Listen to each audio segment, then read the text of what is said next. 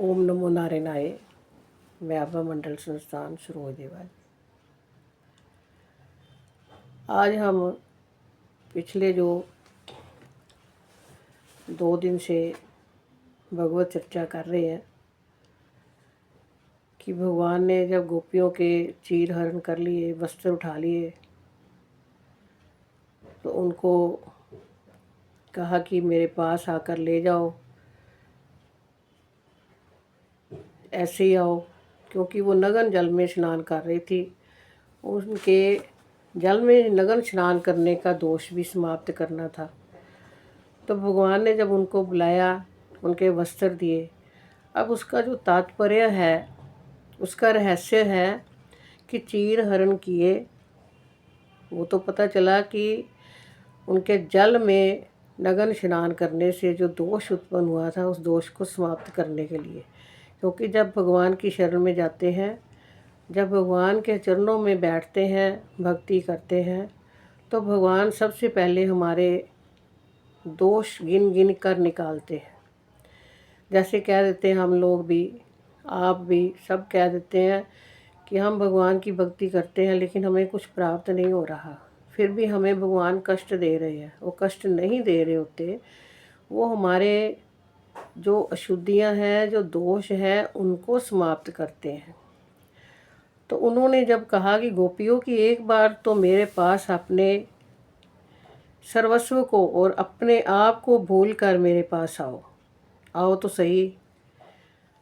हमें कितनी चीज़ें याद रहती हैं जब सत्संग में जाते हैं, जब भगवान के पास जाते हैं, बहुत चीज़ें याद रहती हैं। मैंने ये करना था, मैंने वो करना था, मेरा ये काम छूट गया, मेरा वो छूट गया। तो ये जो उन्होंने कहा कि आप अपने सर्वस्व को भूल कर आओ तो सही मेरे पास। तुम्हारे हृदय में जो अव्यक्त त्याग है, उसे एक क्षण के लिए व्यक्त तो करो। क्या तुम मेरे लिए इतना भी नहीं कर सकती हो? गोपियों ने मानो कहा, श्री कृष्ण, हम अपने को कैसे भूलें?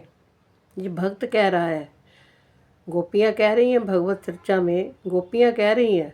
लेकिन अगर भगवान की जो लीला है, वो भगवान कह रहे हैं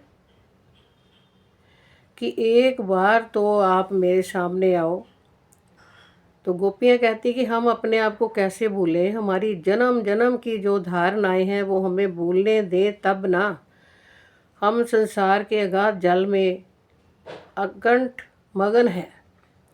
जाड़े का कष्ट भी हमें तंग कर रहा है। हम भगवान के पास जाने से पहले सोचते हैं हमें ठंड लग रही है, हमें आलस आ रहा है, हम भगवान की भक्ति नहीं कर सकते, भगवान का पाठ पूजा नहीं कर सकते। होता भी नहीं है, क्योंकि अगर शरीर ना माने या शरीर से ना हो तो हम करते भी नहीं हैं। तो कहे जन्म जन्म के जो पाप हैं, जो जन्म जन्म की हमारी धारणा है, हमें छोड़ती ही नहीं है। जाड़े का कष्ट भी लग रहा है, वो कहते हैं हम आना चाहने पर भी नहीं आ पाते। हमारा दिल करता है कि हम ये करें, धर्म कर्म का काम करें, हम ये पुण्य करें, लेकिन नहीं, हमसे हो नहीं पा रहा, क्योंकि संसारिक धारणाएं और पिछले जन्मों की जो धारणाएं हमें जीने नहीं दे रही। हे श्याम सुंदर, प्राणों के प्राण, हमारा हृदय तुम्हारे सामने उन्मुक्त है। हम तुम्हारी दासी हैं, तुम्हारी आज्ञाओं का पालन करेंगी, परंतु हमें निरावरण करके अपने सामने मत बुलाओ। वस्त्रहीन कहती हैं कि वस्त्रहीन करके अपने सामने मत बुलाओ। तो ये साधक की दशा होती है। जैसे हम भजन बोलते हैं, प्रार्थना करते हैं, हे प्रभु मेरे अवगुण चित्त न धरो, मेरे जो अवगुण हैं उनको मत देखो, वो अपने मन में मत लाओ, उनकी गिनती मत करो, बस मेरा उद्धार कर दो। वो कहते नहीं, भगवान कह रहे हैं ये साधक की दशा है। भगवान को चाहना और साथ ही संसार को भी ना छोड़ना, संस्कारों में ही उलझे रहना, माया के पर्दे को बनाए रखना बड़ी दुविधा की दशा है। ये साधक की दशा है। भगवान यही सिखाते हैं कि संस्कार शून्य होकर, निरावरण होकर, माया का पर्दा हटाकर आओ, मेरे पास आओ। अरे तुम्हारा ये मोह का पर्दा तो मैंने ही छीन लिया है। जो वस्त्र पहने हुए हैं, ये मोह का पर्दा तो मैंने छीन लिया है। तुम अब इस पर्दे के मोह में क्यों पड़ी हो? ये पर्दा ही तो परमात्मा और जीव के बीच में बड़ा व्यवधान है। आत्मा और परमात्मा को ये मिलने नहीं देता। जो माया का पर्दा मोह का पड़ा हुआ है, ये हट गया, बड़ा कल्याण हुआ। अब तुम मेरे पास आओ, तभी तुम्हारी चिर संचित आकांक्षाएं पूरी हो सकेंगी। परमात्मा श्री कृष्ण का ये आवाहन आत्मा परम प्रियतम के मिलन का ये मधुर आमंत्रण श्री भगवत कृपा से जिसके अंतर्देश में प्रकट हो जाता है, वह प्रेम में निमग्न होकर सब कुछ छोड़कर, छोड़ना भी भूलकर प्रियतम श्री कृष्ण के चरणों में दौड़ आता है। फिर ना उसे अपने वस्त्रों की सुधि रहती है और ना लोगों का ध्यान, ना वह जगत को देखता है ना अपने को।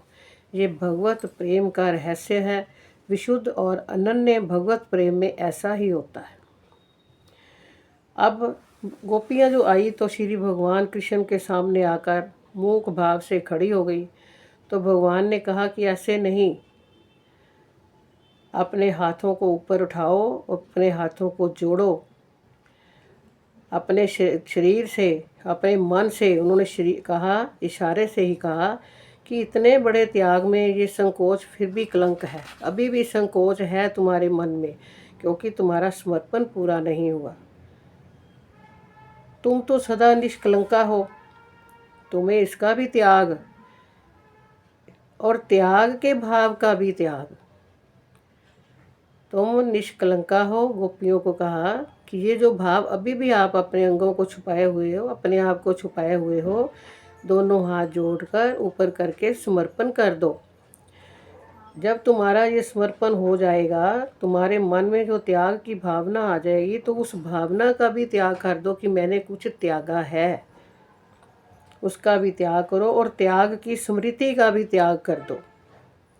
गोपियों की दृष्टि श्री कृष्ण के मुखमंडल पर पड़ी तो दोनों हाथ अपने आप जुड़ गए और सूर्य मंडल में विराजमान अपने प्रीतम श्री कृष्ण ही उन्हें प्रेम की भिक्षा दे रहे थे। तो गोपियों के इस सर्वस्व त्याग ने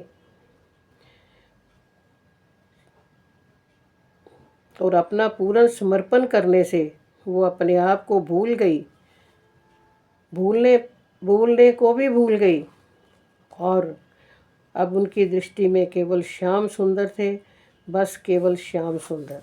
ये इसका रहस्य है कि आत्मा का जब परमात्मा से मिलन होना है, तो जो आत्मा में त्रुटियां हैं, जो आत्मा में कोई दोष हैं, उन सब को समाप्त करके अपने सब वस्तुओं का, सांसारिक व्यवहारिक सबका त्याग करके, लोक लज्जा को छोड़, लोक संकोच को छोड़ और इस त्याग को करना, त्याग की भावना को भी छोड़ना, उस भावना का भी त्याग करके जब भगवान के प्रति समर्पित होते हैं, तो फिर भगवान हमें अपनाते हैं। तो स्वाय भगवान के कुछ भी दिखाई नहीं देता। ये आत्मा का परमात्मा से मिलन है, गोपियों के चीर हरण की कथा। ओम शांति शांति शांति ही ओम।